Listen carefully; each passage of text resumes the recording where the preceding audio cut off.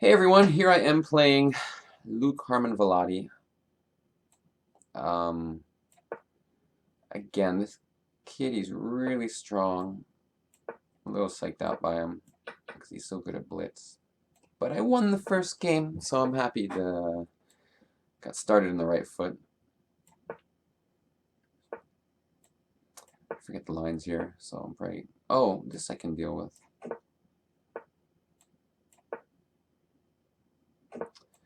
Bishop e6, rook c8, knight a5.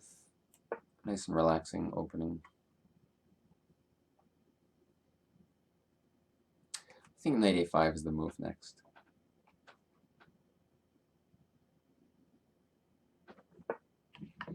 I don't... Am I confusing though? Is like knight a5, e5, knight e8, is that good, or is it like... Am I a little confused here? Maybe I should just go rook e8, that's kind of pathetic. Knight b4. I shouldn't spend a lot of time, but that's what I'm doing. Knight a5, e5, knight e8.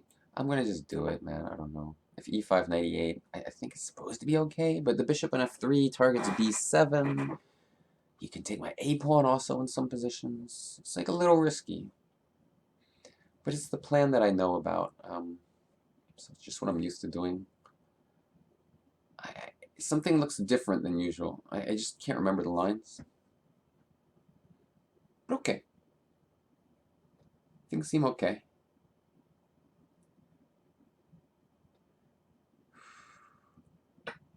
He took it. That's surprising to me. I mean, this is like generally not too scary. Like a move like knight to d7 in these kinds of positions is usually okay. Even bishop c4 and e5 looks really possible. I think I'll do that. Or maybe not. No, I won't do it. Well, no, I'm just gonna play the safety move. If f5, bishop c4 type moves are okay.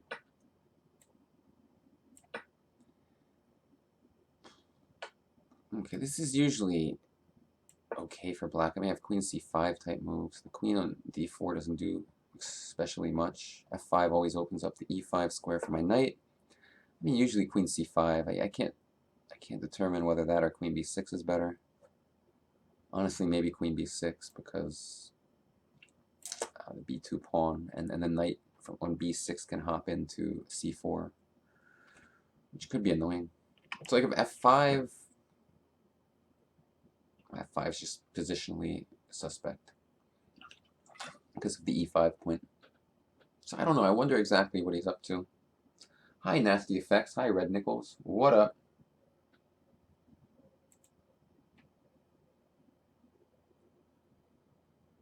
What's going on here? Okay. Sorry, I was a little confused by something. So, I mean, I like my position. I feel like his opening was not the most ambitious. We're going to get an endgame, which is usually good in these kinds of Sicilian positions. I have plenty of time on the clock. I'm surprised I can still play chess, honestly. I haven't played much in a long time. And so these kids, they really scare me. Because he's really strong. Especially in blitz, especially in bullet. I mean, he's just a good player. So can I take that? Maybe, but it seems unnecessary. I'm just going to do this. And now we have to figure out what to do. f6 looks like a move I want to play for some weird reason. I want to get the e5 square. I just want to go knight to d7 and e5, knight e5. And I'm playing f6 first because if knight to... Because I was worried by... Okay. I was basically worried my bishop would run out of squares if he went b3. So I have a place on f7 to put it now. And my knight is hopping over to e5. And I feel very comfortable here because I think I'm going to have a good knight against a bad bishop. Except I totally overlooked... whatever. I forgot about bishop g4. I like to say forgot when actually I just didn't see it. Now, we can go f5, pawn takes knight e5. But I feel like he can sack the exchange there. I'm just going to go rook to c7. He should probably just take my knight, which he does. And then, you know, he can play some kind of knight d5 move, and who knows what's happening. I can go e6, but knight f4 then. Seems weird. E6 is interesting. Knight f4 g5. I think there's something weird about my position that I'm a little uncomfortable about. So maybe I should go rook c8. He has no threat, right? So I'm just going to go rook c8. I'm threatening now to take something on d5. If he plays c3, I can maybe take on a2. Probably I will. So he might want to play a move like rook to d2. And then I'll play like probably king f7. And then he can go rook h3, which is like, I can go back to g7 then. His rook on h3, I kind of like it less good in that square. I gotta be careful of rook c3, actually. I just noticed that. Alright, I'm gonna go wuss mode. I think b5, just to stop him from going c4 and moves like that. Let's just do this, just to restrict his rooks a little bit. I don't know. I mean, this is not easy. I don't know what to do is the problem.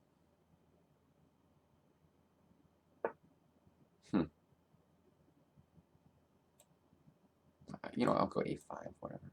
No, I'm going to play it safe, a6. I just don't have a plan. It's kind of drifting here.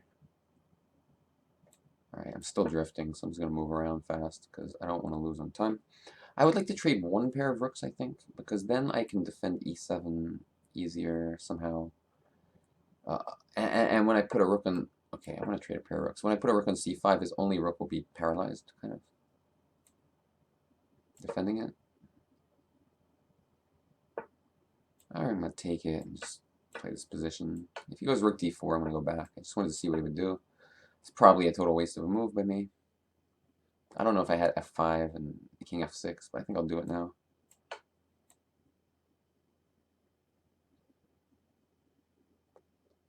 This might have been not recommended. Let's see. Pawn takes pawn. What the hell's happening? Pawn takes pawn, rook takes, rook takes. I got a lot of center pawns. Let's do it. Center pawns are good, right?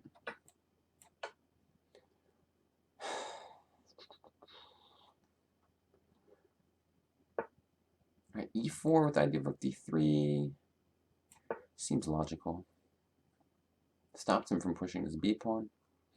Threatening to just kind of like, I don't know about overrun him. I mean, it's not, I just have one pawn on e4, so it's not like I'm just going to smash him off the board, but it's hard for him to do anything active. Like, I go rook d3, brings his king back, and then I bring my king up to, like, oh, he actually is really difficult for him, the more I look at it. Because the G pawn's weak, the B pawn's weak. Like, rook d3, if king f2, rook d2. If king e2, rook takes pawn. And he's running out of time. I mean, rook b6 looks normal, just to defend the b pawn and then play king f2, but it's really unpleasant. I'll just walk my king up a little bit. Okay. Oh, I forgot he's actually... You know what, I'm going to play safe because he has 14 seconds left, so I'm going to assume that's probably a bad idea. Alright. The moves I'm playing are not ideal, but whatever. Probably d5 is good to give away some pawns, but I should probably take it. Let me think. I have a minute left, so I'm going to try to play accurately. If d5, it's risky, like I could lose, so let's just play safe. He'll take my pawn, I'll take his pawn. Make a few checks. Gain some time on the clock. Alright. Walk our king up to f3. It's difficult to deal with when my king comes to f3. Alright. So now, what? Gain some time on the clock like an asshole. Let's make another move like that. I'm gonna win on time probably. Make a random move. Yeah, okay, I won on time. I mean, I don't know if my technique was incredible there, but I had a good position. I had an edge in the on time, and it was enough. It was enough to beat. He's a really strong player. He left the chat room. Does that mean he's done playing? It might mean that. That means we can briefly look at this game. So, this opening, I know we go knight a5. The thing we have to worry about is e5. Oh god, I do this again. Oh, that's the problem I always make. I don't know how to revert. Wait, does this do it? Oh, I figured it out. I'm a genius. So yeah, when they go e5, like if I take, they take my queen, and then they take the knight on a5. So I have to go like, and if I go knight b3, they take on f6 and they attack my bishop. So I have to do this, and I think it's okay. I think like he takes, I take with a knight, and my pieces open up. So it's not really a big deal.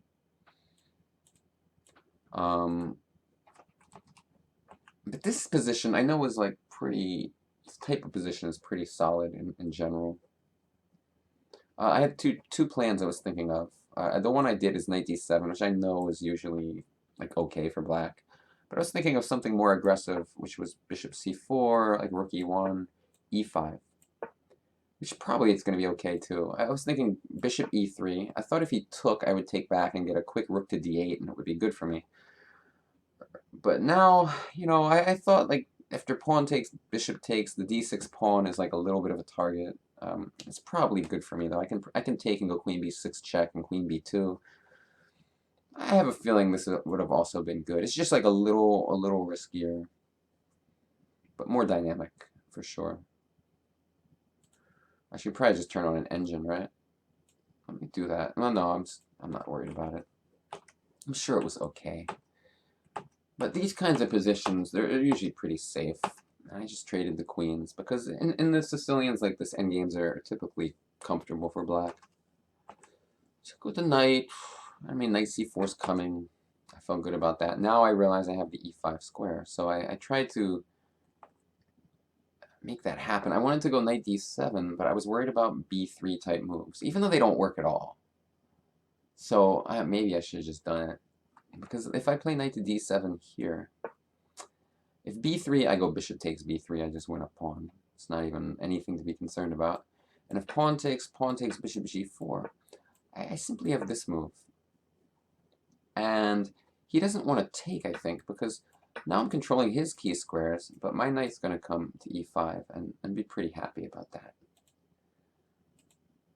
So that probably was more accurate than my f6. Because now he got this bishop g4 move. I don't have bishop e6 anymore because I played f6, taking away my control of e6. And so I had to let him trade. It's relatively bad bishop for my good knight. And then we got this endgame. I mean, I think b5 is a good move because, I mean, if I'm not careful and he gets the move c4 and b3 in, and then his d5 pawn is completely protected, and then he can like attack e7, it could be unpleasant for me. So I played that, and I decided to just attack this, bring my king in. Nothing too exciting is happening. But I realized I definitely want to trade one pair of rooks, because when you trade one pair, well, now it's just when I play a move like rook c5, which I didn't do. I played this check for some weird reason. But if I play rook c5, one of his pieces has to defend it, his king or his rook. It's just it was similar in the other position, but when he has two rooks and a king, it's much easier to have a piece defending that pawn and your other piece is doing something useful. And the fact that your piece is defending that pawn doesn't like mess up your position too much. But when you only have two pieces left, and like my piece is attacking and your piece is defending, I feel better about that. So it's just kind of like I don't know, it's like a rule I just made up, I guess. But see, like now he has to keep one of those pieces on that d5 point. And you know, this is actually what happened. I distract his king, and I capture an a4, and now suddenly he doesn't have any pieces defending d5. And in rook endgame, central pawns are very, very valuable. By the way, I may have a really strong move here with rook to d3. I just missed it, but now that I look at it, it looks really strong. Because, you know, the check is so tempting. But look at this. I'm threatening e5, king g5, rook takes g3, which is really strong. And how does he deal with that? If he plays g4, I mean, maybe g4 is okay. But, he's threatening rook a7 now. If f4, it's like, it's probably good for me. But it's like a little weird. I have these two central passed pawns, though, so it looks really good to me. Hey, what's up, ace rook? I don't know, but what I did was fine, also. Played e5. And then I played e4. My rook's coming in. It's just pleasant for me. I think now is when I started to make some mistakes. He spent so much time here, but I think that was what killed him. But b4 is probably a good move. Like, he has to get counterplay as fast as possible. And I don't know. Maybe I should just capture on c3 and play it simple. But it shouldn't be that good for me, because my king is cut off by his rook, because he will capture on d6. What's up, self-service? How you doing? So I played this move, and now things got a little weird. Oh, I checked him a few times that, like, lose a second, so he loses a second on the clock or something. And yeah, like, this is a moment where, like, he's so low on time that I can play d5, and my gut tells me it's okay, because my pawns are centralized, and in these positions, centralized pawns are, like, really good. But I figure if I just play normal, I'm still better, and I'm way up in time, and I can't lose, and nothing tricky can happen, and I can, like, play many, many moves also. Like, he can't draw the game in 5 seconds. He's going to have to defend a little bit. And so, I play, like, a bunch of threatening moves. I'm coming into f3 with checkmate threats. And, it takes some time to defend against this stuff. Every now and then I throw in a few checks to waste even more time. Then I play some random move like this. It's just hard to defend. Next move I go rook h6 also, so I probably win that pawn. I mean, my chances to win were just good here, and this is just a safer bet. So anyway, I'm getting my chess.com rating up to 2569 now. Playing some good players. This is good. I have a good streak. 5 out of 6 against GMs and IMs. Strong like this. I'm telling you, he's a good player, especially Bullet. So I'm very happy to win against him. Thanks for watching. Bye bye.